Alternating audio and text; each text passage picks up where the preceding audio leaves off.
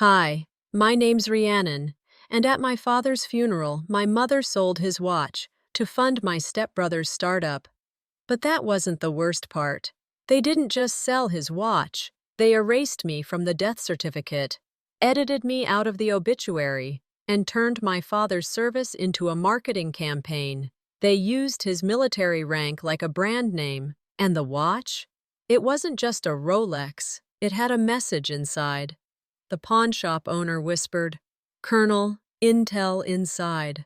You ever wonder what kind of family smiles at your funeral while cashing in behind your back? The morning sun did nothing to warm the air at Charleston Veterans Cemetery. Even with the breeze threading gently through the trees, there was a stillness that made my skin prickle under the weight of my uniform. I kept my coat buttoned up, not just for the weather, but to make sure no one saw the insignia. No one here knew. Not my mother, not Travis, and certainly no one sitting in the front row. I took a seat near the back, close to the exit. Folding chairs clattered as people settled, whispers like static in a church radio. From where I sat, the casket looked more like a museum piece than the resting place of the man who raised me. Travis was front and center, his arm around Mom's shoulder like a good little heir.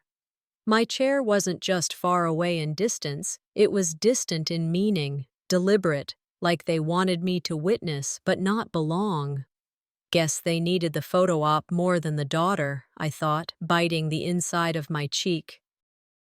People I hadn't seen since childhood came by to offer hugs, light conversation, fake sympathy. I nodded, kept my voice low, stayed invisible. Sometimes the strongest armor is silence. Dad used to say that to me, especially when I was 12 and the other kids at school laughed at the boots I wore or the short buzz cut he made me keep. They only notice noise, he told me once. Be the kind of quiet that scares them. The priest began reading Psalm 23. Travis bowed his head, looking down like a man of reflection. I almost choked. He'd spent more time running his mouth about crypto than ever sitting with Dad at the VA hospital. I remembered because I was there every Sunday. He? Maybe 3 visits in 2 years. The eulogy was performance.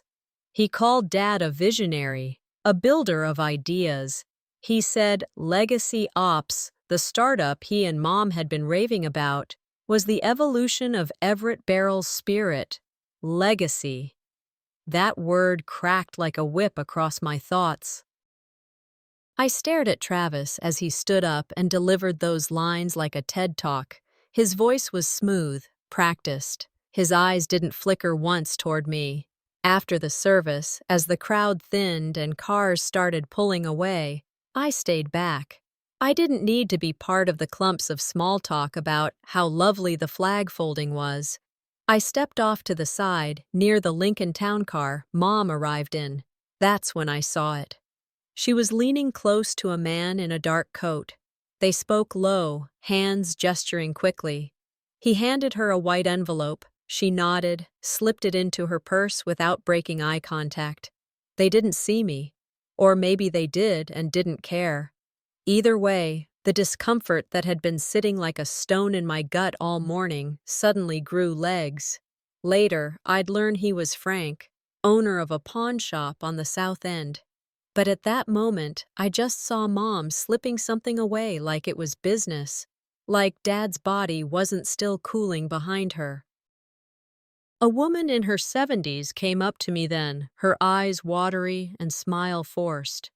"Your brother gave a beautiful speech," she said. "Everett would be proud. I didn't know he only had 1 child." I blinked. My throat tensed. "Right," I said flatly. "Just the one." She gave me a squeeze on the arm and moved on. I turned away. My silence wasn't weakness. It was containment. Because if I opened my mouth right then, I wouldn't have been able to stop the fire. When I got back to the rental car, I slipped my hand into the inner pocket of my coat, the one where I always kept it, empty. My fingers clawed around. No watch. My father's Rolex, his retirement gift, the one he wore for 20 years straight, the one he took off only once, the night he gave it to me. Gone. My breath caught. I froze in place, one hand gripping the steering wheel, the other still patting the inside lining like maybe it had slipped into a fold. But the lining was smooth. My fingers kept sweeping, as if repetition might change reality. I closed my eyes and leaned back in the seat, pulse pounding in my ears. I'd checked it that morning. I always did. Before I left the hotel, I looked at it, touched it, tucked it into the same spot I'd kept it for the past 3 years. I didn't say a word to anyone. I drove back in silence. I took the long way to the rental house, needing time to push the fury into a box. My father had taught me how to wait, how to strike when they thought you'd forgotten. He always said, "Let them write you off, makes the comeback cleaner." That night, after washing the scent of flowers and military brass out of my hair, I sat on the edge of the guest bed scrolling through voicemails. Most were from florists, a few from some of Dad's army buddies. Then came the unknown number. I hesitated, tapped play. "Ma'am, this is Frank DeMarco. I run DeMarco's Pawn on River's Edge Boulevard. I believe I have something that belongs to you." I paused, my heart doing a strange kind of skip. "Excuse me?" I murmured out loud, as if he could hear me. "It's a Rolex," he continued. "Came in yesterday. I didn't want to say too much over the phone, but you're gonna want to come down here." The line clicked off. I sat there, frozen, clutching the phone to my chest. The Rolex. He said he had the Rolex. "What did you say your name was again?"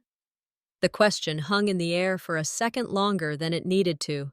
My fingers tightened around the phone, my throat suddenly dry. "Rhiannon Beryl," I answered. "You said you have a Rolex?" A low exhale came through the other end. "Yeah. Woman came in yesterday, said it belonged to her late husband, said she was selling it to help her son's startup." I didn't say a word. The silence stretched, and then Frank added, a bit cautiously, "You might want to come down here, ma'am. I've been in this business a long time, and something about this, it didn't sit right." I was already grabbing my keys before he finished. The address he gave me, DeMarco's Pawn, was about 20 minutes from the rental house. I didn't even stop to grab a jacket. The bell above the shop door jingled as I stepped inside. It was the kind of place that smelled like old leather and forgotten promises. Linoleum floor, locked glass cases, shelves crammed with everything from guitar amps to mismatched china. Frank, a barrel-chested man in a denim vest, looked up and nodded. "You're Beryl's kid," he said before I opened my mouth. "You look just like him." My throat caught. I walked to the counter, trying to stay composed. "I got the call last night," I said. He nodded. "Yeah, follow me." He disappeared behind a worn velvet curtain. I heard him open a drawer, shift through something. When he returned, he carried a black leather watch box. Familiar, too familiar. He placed it gently on the counter and slid it across. "Came in yesterday," he said. "Signed over by a Travis Lorne." I stared at the name printed on the pawn slip. My stepbrothers. Frank opened the box. Nestled inside was Dad's Rolex, but there was something different now. A sticker had been carefully placed inside the lid. "Legacy Ops, in honor of the Colonel." I blinked, once, slowly, as if looking again would make it disappear. "They're branding him," I muttered, voice hollow. "Turning his name into a logo." Frank didn't interrupt, he just let it sit there. My father didn't care for slogans. He hated anything that felt like a performance. When he gave me that watch, he didn't wrap it in fancy speeches. He just said, "Time is the only currency you'll never get back, kiddo. Use it wisely." He took it off his wrist, slipped it into my palm, and never asked for it back. I wore it under combat gloves, through desert wind and military briefings. I didn't wear it to show it off. I wore it to remember who I was when orders blurred into chaos. And now they had slapped a startup label on it like it was a used brand asset. I must have looked like I was going to snap because Frank cleared his throat. "Look, I knew your dad," he said. "Good guy. Always paid in full, always on time. He only pawned that watch once, years ago. For tuition, I think. Wasn't easy for him, but he never missed a payment. Got it back in less than a month." That stunned me. He never told me that. Frank offered a soft shrug. "Pride. He didn't want you to know. Figured you'd never wear it the same way again if you knew he let it go, even briefly." My stomach turned. Even strangers, pawnshop owners, respected my father's integrity more than my own family. As I thanked Frank and walked out with the box, my phone buzzed. A social media notification. I opened it. Travis had posted a slideshow from the funeral. I clicked, already bracing. There he was, standing beside the flag-draped casket, giving his speech, one arm on Mom's shoulder. The caption, "My father's legacy lives through innovation." I looked closer at the photo. I wasn't in it, not in the background, not in the crowd, not even blurred behind a wreath. They'd cropped me out entirely, deliberately. I stood in the parking lot, still holding the watch box, my knuckles aching with how tightly I'd been gripping it. They didn't just take the watch, they took everything it meant, the memories, the sacrifice, the quiet courage of a man who chose family over glory and never asked for recognition. And now they were packaging it, monetizing it. I got into the car and stared at my reflection in the rearview mirror. My father's eyes stared back at me, but where his had always held calm, mine burned. "They didn't just take the watch," I said aloud, to no one. "They stole who he was." As if on cue, another notification pinged on my phone. I glanced down, email from Legacy Ops PR. Subject line, "We're honored to announce the launch of Legacy Ops, born from the heart of a true hero." I opened it. There it was, a high-res image of Dad's Rolex, on Travis's wrist. I stared at the screen longer than I should have. Travis's smug face was frozen mid-speech, the Rolex on his wrist gleaming under the lighting like it had been meant for that stage. The caption read, "In honor of a visionary father." Visionary? He never once called Dad that when he was alive. Hell, I'm not sure he even knew what our father's actual job was. But now, with a little polish and a few buzzwords, he'd turned Dad into some brand mascot. And that's when my mind went somewhere I didn't expect it to. Back to age 15. Back to that night before orientation. I had gotten the letter weeks earlier. Navy prep, scholarship, full ride. I was so excited I'd ironed my dress blues twice. But that night, just after dinner, Mom had pulled me aside. "Ree," she'd said, voice careful, measured, "we need to talk about school." I thought she meant books or transportation. Instead, she said, "You'll need to decline. We can't afford the travel, and Travis's coding camp tuition is due this month." I remember standing in the hallway, holding the uniform against my chest.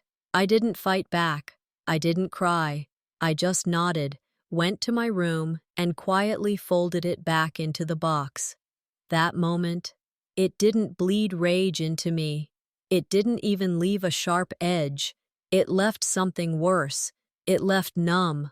Now, as an adult, looking at that same family, seeing the same brother wear a legacy he never earned, that numbness burned into something else entirely. I didn't call Frank this time. I drove straight to the shop, walked in, and laid my military ID on the counter. Frank glanced down, then up at me. "You're a colonel?" he asked. I nodded once. He leaned back slightly, scratching at the back of his neck. "Well, damn, I knew there was more to you than how you carry yourself, but I didn't expect brass. Can I see the watch again?" He disappeared into the back. When he returned, he didn't say a word. He just placed the box on the counter like it was sacred.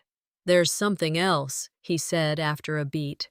When I inspected it, I noticed a panel I hadn't seen before. Looked custom. Didn't pry it open.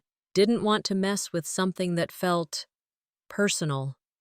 I nodded, took the box, and thanked him. Back at the house, I closed the door behind me and turned on just one lamp in the living room. The soft hum of the bulb filled the silence. I placed the watch box on the coffee table, opened it slowly, and lifted the Rolex out. Turning it over carefully, I pressed on the edge Frank had mentioned. It gave under my thumb with a faint click. The back popped open. Inside was a tiny, neatly folded note and a small silver key taped behind it. I unfolded the paper. My father's handwriting stared back at me, deliberate and clean. If you're seeing this, they took something they shouldn't. Go to the old bank box. This is yours." I ran my fingers over the words. They felt like they were burning into my skin. I sat back, stunned for a moment. Then I stood and made my way to the garage. Dad's toolbox was still here, just as I'd left it after we moved some of his things post-funeral. I knelt beside it, opening drawers until I found the old Stanley level, the one we used to build birdhouses when I was little. That level had a secret, too. I remembered now. A story he once told me, half laughing, about how he'd hidden cash in it once during a cross-country move. Said no one ever thought to look inside a carpenter's bubble. I held it to the light and noticed the faint seam where the casing joined.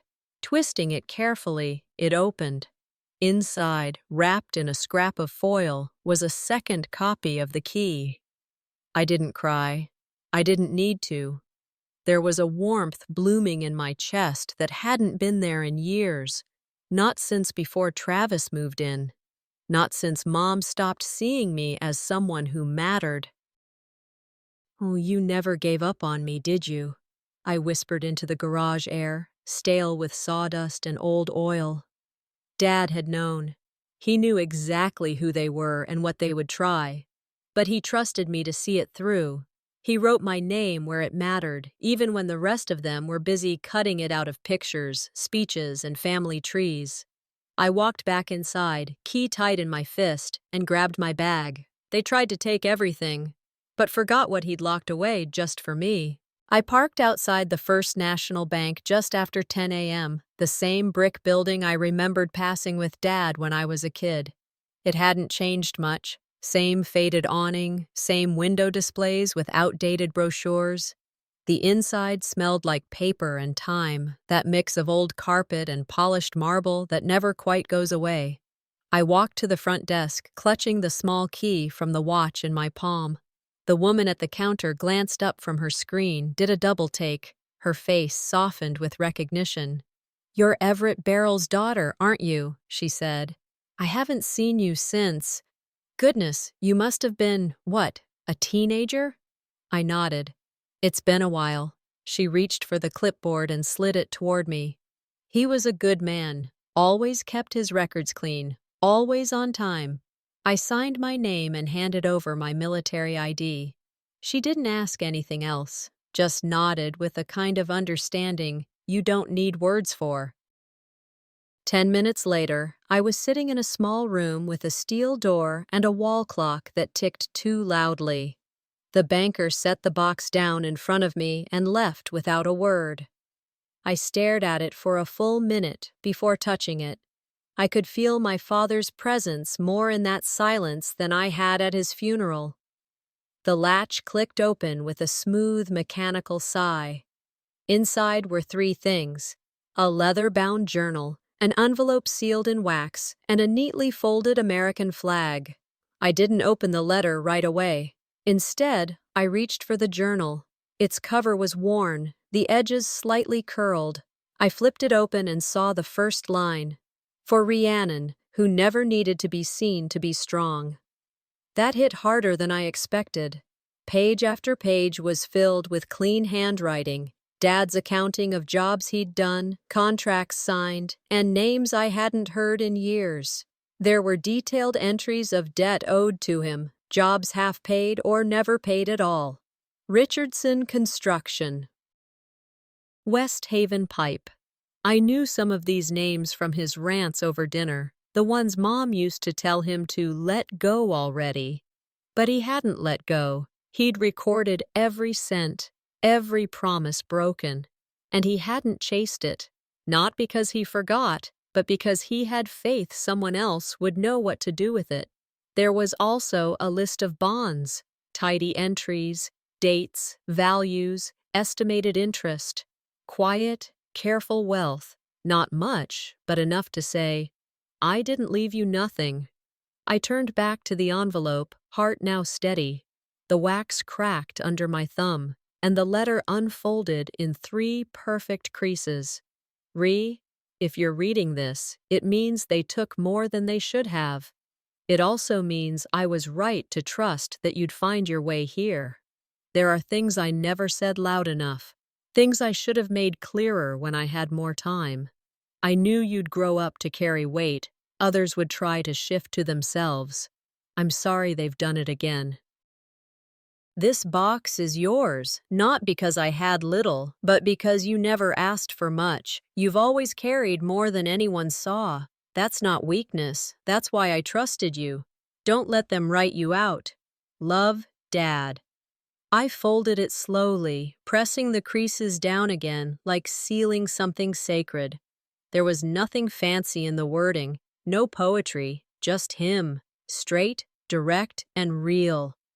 Later that evening, back at the hotel, I turned on the news.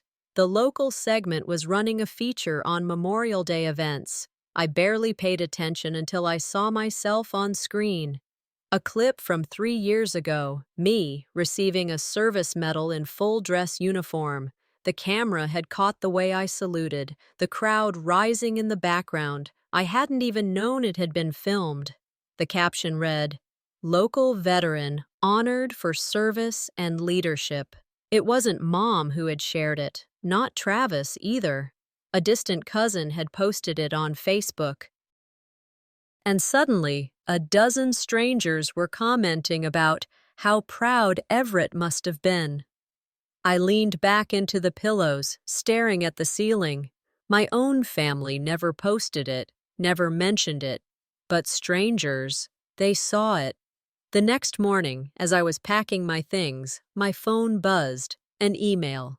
Subject, from Marlon Joyce. Body, your dad wrote about you more than anyone else. Attached were scanned pages from a newsletter Everett had written for a local veterans support group. I clicked through them one by one. There were photos of fishing trips, charity builds, and barbecues at the VFW, but in every article where he had the chance, he wrote about me, my first deployment, my promotion, even a piece titled "The Quiet Strength of My Daughter." He never said those things out loud, but he'd written them. And he shared them with the only people who ever seemed to respect both of us, his fellow vets. I stepped out of the bank that afternoon, the envelope clutched tight in my hands. I didn't inherit the house. I didn't get the startup. I wasn't invited to speak at the funeral. But I had something else. Proof I was never invisible to the one who mattered. The hotel room smelled like silence. Clean sheets, stale air, and that faint whiff of someone else's shampoo lingering from the last guest. I stood in front of the full-length mirror, the kind that always felt a little too honest under hotel lighting. I looked older, sharper, less invisible. I held the folded piece of paper in my hand and read aloud, softly, just for myself. He taught me to keep my promises. Even the silent ones. I paused. In the mirror, I didn't blink. The line landed hard, even though I'd written it. This wasn't just about a funeral anymore. This was a reckoning. A knock on the door snapped the moment. I opened it to find a young woman, barely 20, wearing a Legacy Ops polo, clipboard in hand. "Miss Beryl?" she asked. "Your family asked me to drop off your pass for the memorial tomorrow." I scanned the packet. Seating chart, program, no speaking role, no acknowledgement, just a row number. Second, behind the donors. "Thanks," I said.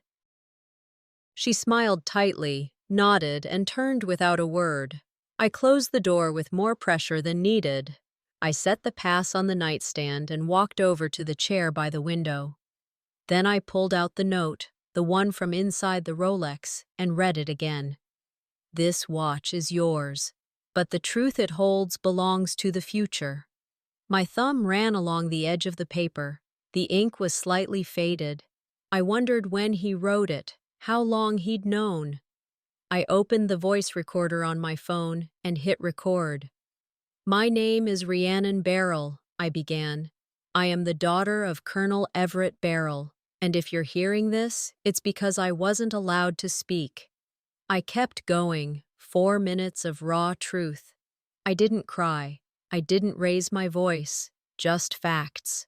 Who he was, who he wasn't, what he gave up, and how they stole what was left. I saved the file and titled it, "The Speech They Wouldn't Hear." The next morning came in soft.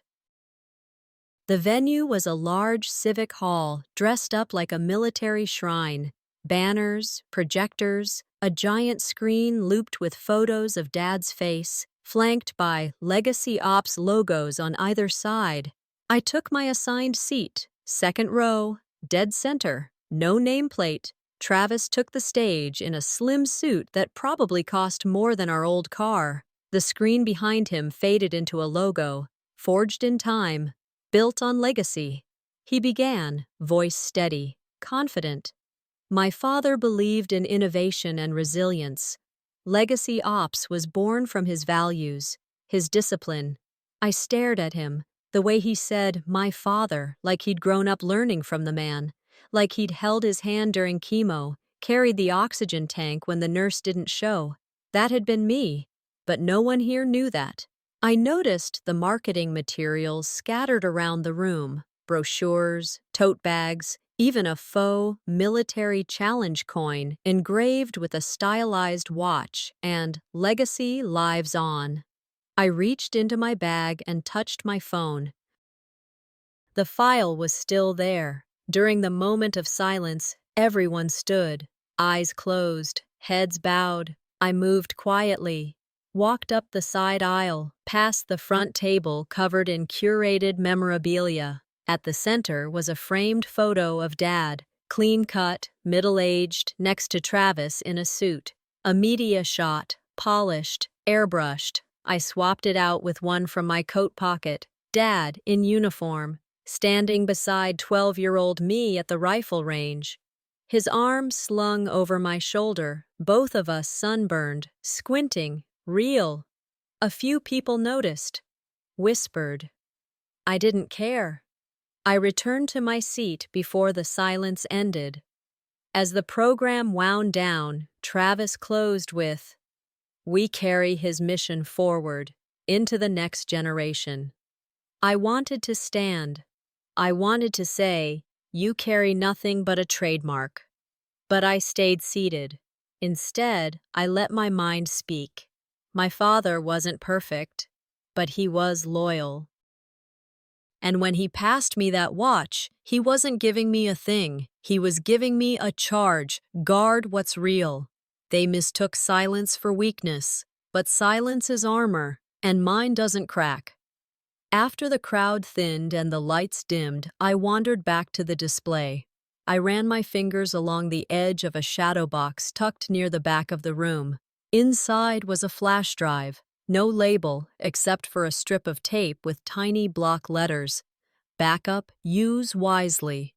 No one was watching. I slipped it into my purse and walked out without a word. Nobody noticed her slip it into her purse, but someone, somewhere, wanted me to have it.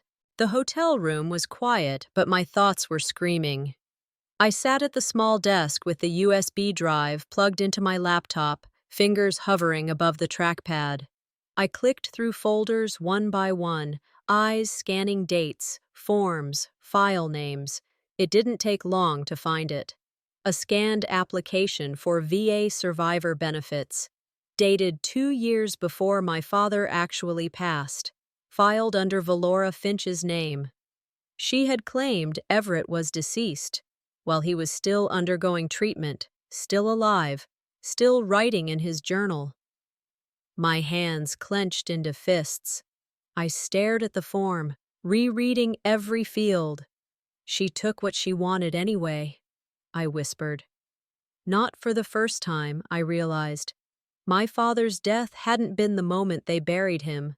It was when they started using him like an empty badge: military widow, startup inspiration, family man. They sold the image, not the truth. I opened another file. This one was marked Internal Note Crosscheck. It had been downloaded from the Department of Veterans Affairs portal. The more I read, the deeper the disgust settled. She'd received housing aid, monthly stipends, even a one-time burial prepayment. Meanwhile, I had been footing his hospice care bills out of pocket for the last 3 months of his life. They didn't just betray Dad, I muttered, voice rising. They defrauded the system he gave everything to. My vision narrowed. I opened my father's scanned medical records. He had been actively in treatment, confirmed by the oncologist's notes and appointments, all dated well after the application. The numbers didn't lie, but they didn't have to speak either. They were just facts. Later that afternoon, I went to the clerk's office downtown to request a certified copy of the death certificate for legal purposes. The woman behind the counter printed it without hesitation, as if this was just another Thursday. I unfolded the paper, scanning automatically for errors. There it was, next of kin, Travis Lorne, survived by Valora Finch. My name, not listed, not even as a secondary relative. I wasn't even marked as present. A laugh escaped me, sharp and humorless. I folded the paper neatly, pressed the crease, then slapped it back on the counter so hard the clerk flinched. "Everything okay, ma'am?" she asked. "Just fine," I said. "Thanks for confirming I officially don't exist." Back in the car, I sat motionless for several minutes. The air was warm and stale. I didn't turn on the AC. They'd erased me, on paper, in pictures, in benefits, all while smiling into cameras, saying, "Family is everything," into microphones. But now I had the files, the records, the math. They thought I'd stay quiet. They thought silence meant submission. They forgot that honor also defends itself. I drove to the VA regional office that same afternoon. Walked in wearing my uniform, crisp and clean. Every step was a message. I didn't flinch, didn't wait for their eyes to adjust. I approached the reception desk and introduced myself. The agent guided me to a side office where I laid out the documents, every form, date-stamped screenshot, scan of my father's medical reports. She looked through them carefully, face tightening with each page. "You're saying this was filed while your father was still alive?" I nodded. "And paid out for 2 years." She took another look. "This qualifies as identity misuse under Military Survivor Benefits Code. Maybe more. We'll escalate it to federal." "Good," I said. "And while you're at it, make sure Everett Barrel's record is corrected." She paused. "Do you want your name on file as the complainant?" "No," I replied. "I want it on file as his daughter." That night, parked outside the hotel, I typed a long email to Diane Kessler. Attached every form, every scan, every piece of evidence. I didn't even reread the body of the message before I hit send. A reply came 5 minutes later. "Diane Kessler, we can take this federal. Call me first thing in the morning. They don't just owe money, They owe you acknowledgement. I leaned back in my seat and exhaled. That was the thing about silence. When it ended, it cut deeper than screaming ever could. I locked the car, walked back to my room, and tossed the laptop on the bed. My phone buzzed the second I kicked off my shoes. A group message. Valora. We're planning a bigger celebration of legacy next month. Invite only. Let's honor what Everett left us. Travis. This one's gonna be huge. Press, investors, a whole tribute wall, all about what Dad left behind. I stared at the screen. Not if I take it back first. The group message had been quiet for days, just stale links and emoji reactions from distant cousins pretending to care. But then, out of nowhere, Travis dropped a new flyer into the thread. Legacy Celebration, honoring the vision of Everett Barrel, featuring the founders of Legacy Ops. The graphic was slick. Dad's face, clean-cut, softened with a filter, was centered beneath the words, Legacy Lives Through Innovation. Below that, Travis and Mom stood side by side, arms crossed like co-CEOs. The date was set for 2 weeks out. Before I could even process it, Valora chimed in with a podcast link. New episode just dropped, she wrote. They interviewed me about our journey as a military family. I tapped the link with my thumb and let it play. Her voice came through too cheerful, the tone that tried too hard to sound humble. Everett passed young, she told the host, but I made sure our children never lost sight of his dream. I raised them both with service and innovation in their blood. Both. The only dream she ever fed was Travis's, and it was always bloated with his self-importance. Then came the kicker. He always wanted Travis to carry the family name, she said. He knew that boy would build something lasting, something worthy of the Barrel legacy. I paused the recording mid-sentence. The silence in the room felt louder than her lies. I pulled up Travis's Legacy Ops fundraising page. There it was, front and center, a banner with my father's rank in bold letters. Built on the courage of Colonel Everett Barrel, carried forward by his son. His son. They weren't just rewriting the story.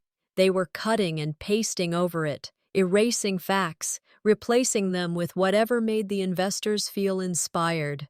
Whatever sold, I didn't get angry right away. That part came later. First, I made a call. Diane, I said when she picked up. We're sending a cease and desist. I forwarded her screenshots, audio clips, and even a screen recording of the podcast. She didn't need convincing. Misuse of military identity, unauthorized likeness, stolen valor, depending on how far they stretch it. We send it before the event, she said. Let them squirm under the stage lights. Make sure the paper trail leads back to the truth. She let out a small laugh. You always did aim clean. The next morning, I drove to the event venue under the guise of early arrival. No security check, no questions asked. Everyone assumed I was a vendor or a volunteer. The stage was already half set, tables covered in promotional swag, pens, shirts, canvas bags with Legacy Ops logos. I found the event coordinator, a tired-looking man juggling 2 phones and a clipboard. Hi, I said, handing him a sealed folder. This is for your legal department. Urgent. He looked puzzled, but I opened the top flap just enough for him to see the first page. This is you? He asked, glancing at my military ID and the birth certificate stapled underneath. I'm the one they forgot to mention, I said. Until now. He didn't say anything else, just nodded and took the folder. That evening, I posted a single photo to my personal page. No caption except one line. Some legacies aren't for sale. The picture showed my wrist with Dad's watch resting neatly against the edge of a black suit sleeve. His initials engraved under the dial shimmered subtly beneath the light. No tags. No hashtags, just the truth. The image started spreading faster than I expected, first among veteran circles, Then among quiet allies I didn't even know I had, comments poured in. This is the real Beryl. She served. He talked. Truth always wears less makeup. I stayed silent, letting the momentum grow on its own. Precision was better than volume. Later that night, my phone buzzed again. Another group message. Travis. If she shows up at the event, security escorts her out. This is our story. I stared at the screen for a few seconds, then smirked. I was never planning to go in the front door. The night before the event, Diane and I sat across from each other at the kitchen table in her home office, surrounded by folders, documents, and screens lit with scanned evidence. It felt less like a legal review and more like preparing for a battle. She tapped the cover of the cease and desist packet with her pen. "This is ironclad," she said. "They can't spin out of this one." I nodded slowly, my mind far away, half listening. "This isn't revenge," I said, my voice low but steady. "It's reclamation." Diane didn't argue. She just reached over and slid the envelope across the table. "Then let's deliver it where they'll feel it most, under the lights, in front of their cameras." By the time the event started the next evening, the room was packed. Journalists lined the back of the hall. Investors with pressed collars filled the front rows. There were banners as tall as the ceiling, draped in bold fonts and minimalist color palettes, sleek visuals, slick slogans. The centerpiece, of course, was the watch, my father's watch, enlarged, lit, stylized. It hovered on screen behind the podium with the words, "Powering Tomorrow with the Legacy of a Soldier." I stood just off stage, behind the curtain, next to Diane. Travis stepped into the spotlight wearing his usual smirk, pacing like a man who thought he was Steve Jobs reincarnated. "My father," he began, "was a man of vision. He believed in service, in structure, in sacrifice. Legacy Ops was born from those same values. His discipline flows in our DNA. And today we share that legacy with you."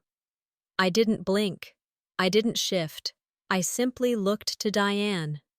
"Now," I whispered. She walked calmly toward the event manager at the tech booth and handed over the legal packet. I watched the man's face fall as he flipped through it, eyebrows rising, mouth twitching. He nodded and disappeared backstage. At that same moment, I pulled out my phone and posted a single photo to the Legacy Ops hashtag thread, my father's original will, with my name written clearly in his handwriting. A minute later, I followed it with a scan of his DD-214 military discharge, his service awards list, and the original retirement ceremony photo, me pinning his medal on him. The live chat on the stream began to shift. Wait, he had a daughter? Why hasn't she been part of this? Why is she just posting now? The murmurs in the room started slow, just a few investors leaning over to whisper, then a few more. Then phones came out. The ripple became a wave. One of the journalists stood up and spoke softly to another. The words traveled faster than sound. I watched Travis glance to the side as someone handed him a phone. His face paled slightly. He cleared his throat. "Of course, families are complicated," he said, forcing a smile. "But we remain united by innovation." Diane returned to my side, lips tight. "They're reading it, every line." I stepped out from behind the curtain and made my way to the front. I didn't need a mic. I didn't speak.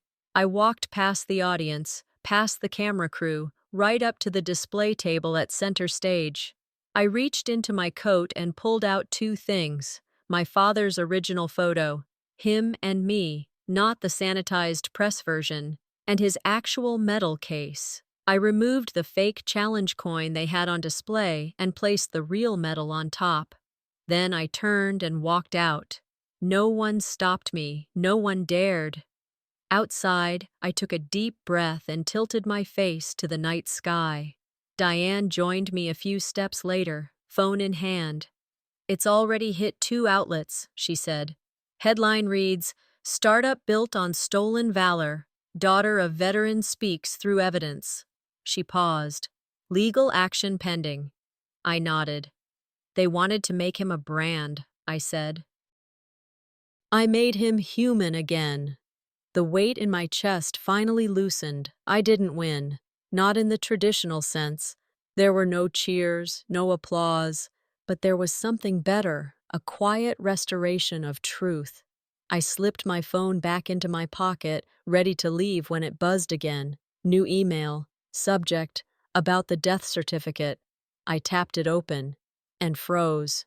The email subject line read simply, "Updated death certificate attached." I clicked, half expecting a duplicate of the one I'd already filed away in the growing case folder Diane and I had been building. But when the file opened, something in me chilled. I stared at the lines slowly, reading them as if I hadn't seen them a dozen times before. Survived by Valora Finch, spouse, Travis Lorne, son. That was it. No mention of me, not even as daughter of or related party. Not a comma, not a footnote. My name didn't exist. "They didn't just cut me out," I whispered to the laptop screen. "They rewrote me out." There was no anger in my voice, just the dull, heavy thud of knowing something you can't unknow. I reached for my phone and dialed Diane.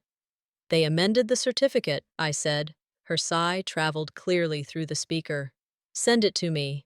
I'll notify the VA and probate court first thing. This isn't just erasure anymore, Ree. It's manipulation of federal documents." I nodded, then realized she couldn't see me. "Let them lie," I said. "I'll bring receipts." But even as I said it, something inside cracked, not from rage, from exhaustion.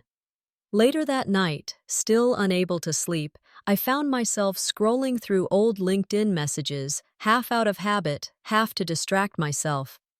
That's when I saw it. A new connection request. Marcus. My thumb hovered over the screen. Marcus, first. Message. "I need to say something. I didn't know." I opened the chat. His message was short, clipped, apologetic in the way only someone who doesn't want to dig too deep can manage. "Your mother told me you were unstable after your last tour. She said you weren't ready for marriage. I didn't know who to believe back then." I didn't reply. I just sat there, letting that one sentence dig up a memory I'd worked years to bury. We were engaged. There were plans, deposits made, even a house toured together. Then, out of nowhere, he ended it with a one-line email. "I think you need time to figure out who you are." Now I knew where that line came from. Not from him, from her. The next day, I texted him, "Let's talk, face to face, just once." He agreed. We met at a small coffee shop near the marsh, the kind with chipped mugs and no Wi-Fi. He stood when I walked in, still had that same slouch, the same half smile. "I'm sorry," he said before I could sit. "I really am," I nodded. "Are you sorry because of what you did, or because it came back around?" He flinched. "I thought she had your best interest." "You believed a narrative," I interrupted. "Because it was easier than asking questions." He stared at the table. I didn't wait for more. I got up and walked out. I didn't need closure. I needed distance. Outside, the sky was gray with early afternoon storm clouds, and I welcomed the wind in my face. By the time I got back to my hotel, my phone was buzzing again. This time, it wasn't Marcus. It was the news. Articles were flooding in. Daughter of decorated veteran challenges legacy ops. Was the real hero erased? Evidence emerges of misused military imagery. One post, shared over 1,000 times, read, "The daughter who served, the son who stole." And then I saw Travis's response, a story on his company page. "Don't let toxic veterans hijack innovation. We build the future. We don't cling to the past." I stared at the screen, stunned. Not because he'd said it, but because of how casually he believed it. How easy it was for him to turn my service into a PR punchline. That evening, my phone rang again. I almost didn't answer. The voice on the other end was calm, measured. "This is Colonel Hart with the Pentagon's Internal Affairs Division. We've reviewed the documents your attorney submitted. We're aware of the misrepresentation tied to your father's image and military affiliation." I stayed quiet. "We've opened an internal investigation into potential fraudulent use of military records. You'll be contacted by a federal case liaison within 48 hours. I thanked him, hung up, and sat with the phone in my lap. I looked at the Rolex on my wrist. The ticking suddenly sounded different, not louder, just deliberate. "He gave me time," I murmured. "Now I know why." Right before I closed my laptop, one more message came through. It was from Valora. "Stop this madness. You're tearing the family apart." I typed back without hesitation.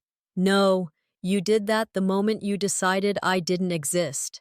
The news cycle had gone from curiosity to chaos in less than 48 hours. My phone wouldn't stop buzzing. Alerts from local stations, veterans forums, online forums I hadn't touched in years, startup under fire for exploiting military image, family legacy or fabricated PR. Daughter of decorated veteran speaks, through evidence, not Mike. Each headline hit with a strange mix of vindication and fatigue. Diane forwarded them to me like small victories, with brief notes at the bottom. Investors pulling out. Major sponsor canceling. I sat at the cafe window downtown, nursing a bitter cup of coffee that had long gone cold. I didn't feel like revenge. I felt still, not angry, not triumphant, just done. And then came the email. From Valora Finch to accidentally sent to me instead of Travis. Subject: "If she talks, we're finished. You should have deleted the records." I read it twice. The phrasing wasn't panicked. It was calculating. Terse. Like this was just business, just another line item to cover up.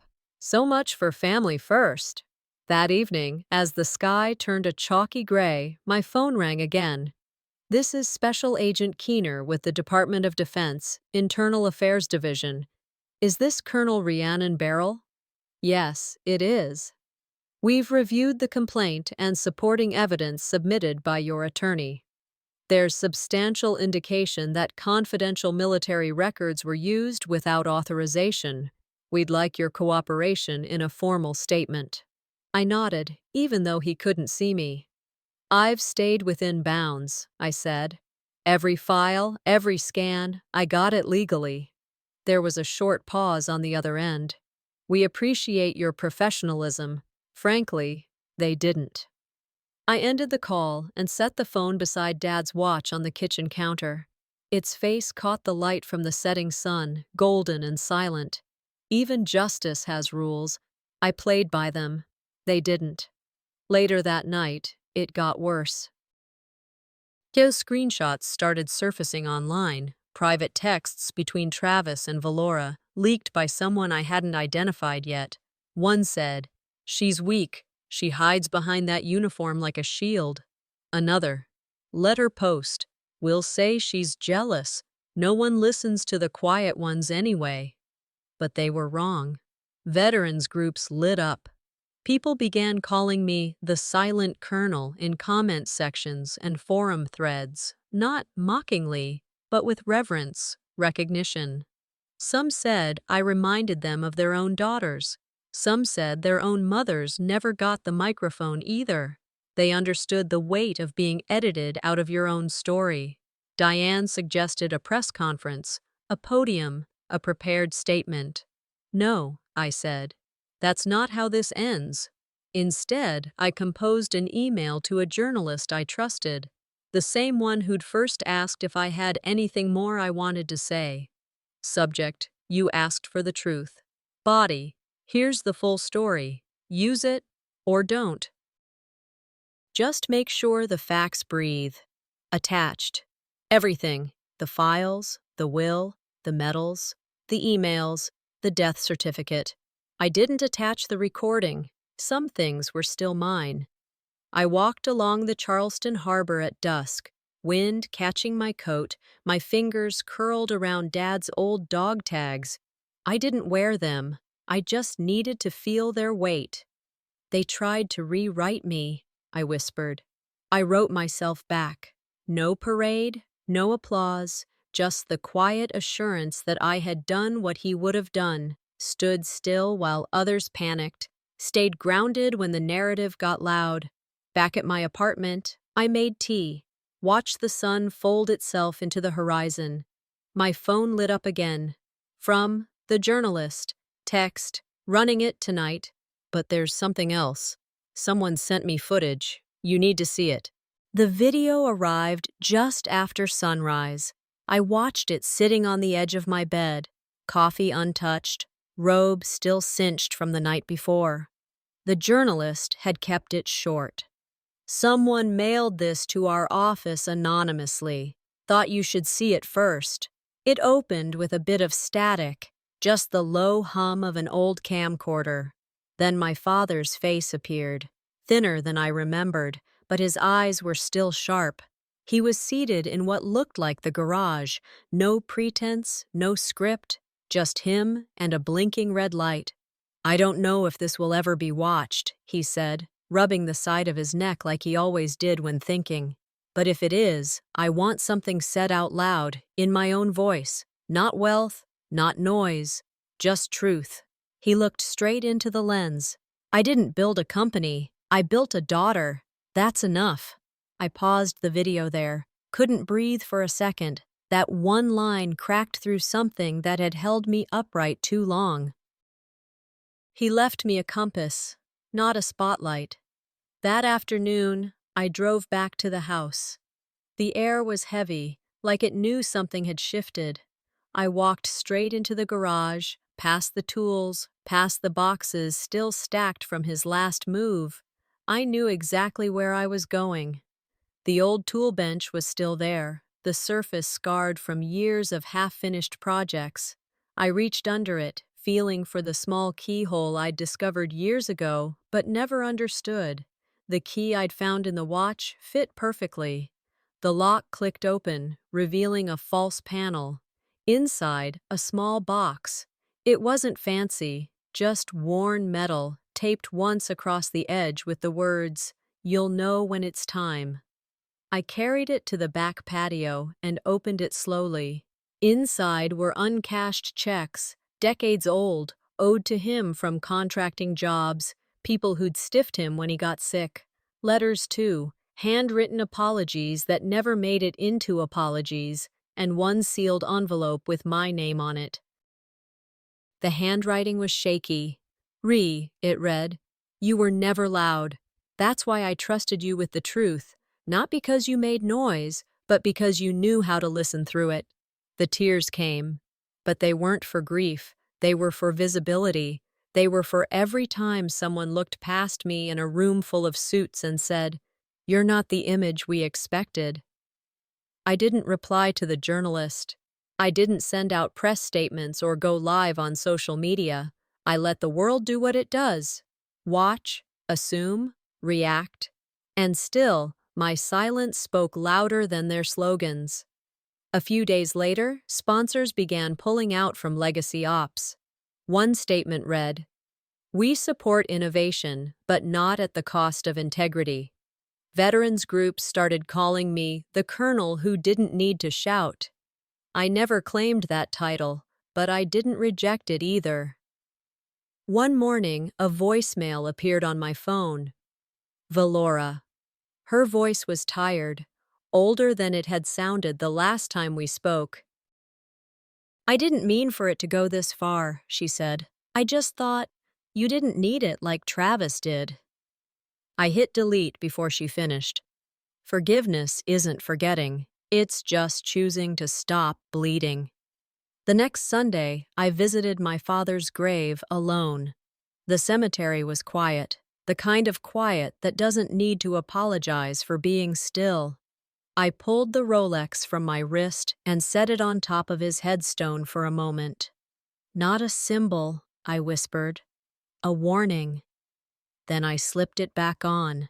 The metal was cool against my skin. Time is the only thing they can't steal, if you know how to use it. I got in the car. Just as I buckled in, I noticed a missed call. "Marcus." The voicemail was short. "There's something you don't know about the watch. I think it's time I told you. We met on the pier just after sunrise." Marcus looked older, like someone who had carried the weight of too many regrets. His hands were tucked in his jacket pockets, and for once, he didn't try to greet me with a joke or small talk. "I think you should see this," he said, pulling a small flash drive from his pocket. We sat on a bench overlooking the water, the same one where Dad used to take me on Sunday mornings. He handed me the drive without a word. I plugged it into my laptop as the gulls cried overhead and the waves slapped the dock with steady rhythm. The video was low-res, grainy. Recorded during Dad's final deployment, Marcus had copied it years ago while helping Dad digitize old footage. Dad's face appeared on screen, lit by the harsh glow of a desk lamp. "If you're seeing this, it means I didn't get the chance to explain in person," he began. "I know what Valora and Travis are planning. The accounts, the brand, the story they're telling, it's not mine." It never was. He paused, then said my name. "I left the truth in the watch. I knew they'd never think to look inside it. They'll rewrite me if they can, but don't let them rewrite you." I closed the laptop slowly. "I thought he trusted me with everything," I whispered. "He did," Marcus said. "That's why he wanted this part to come from someone else, so it wouldn't look like a battle. It would look like what it is, testimony." That afternoon, I sent the footage to Diane and the same journalist who had published the earlier exposé. No extra message, just the video. The journalist responded within an hour. "We're airing this during the Memorial Day national broadcast," he wrote. "People need to hear his voice." The same day, Legacy Ops released their biggest campaign yet, complete with a CGI model of the Rolex morphing into a digital logo. Dad's actual voice echoed across the nation.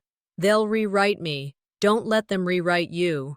The fallout was instant. Investors froze funding. Travis was quietly dropped from multiple accelerators.